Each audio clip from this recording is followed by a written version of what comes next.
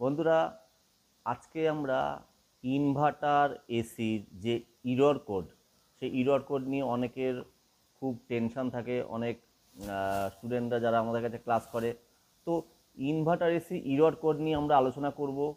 মোটামুটি ইরর কোডটা আমি আগেই বলে দিচ্ছি, ইরর কোডটা মুখস্থ করবে না, বাট ইরর কোডের পাশে যে প্রবলেমটা আছে সেইটা প্রবলেমটা দেখে আমরা আইডেন্টিফাই করব অ্যাকচুয়ালি কী প্রবলেম, কী সমস্যা।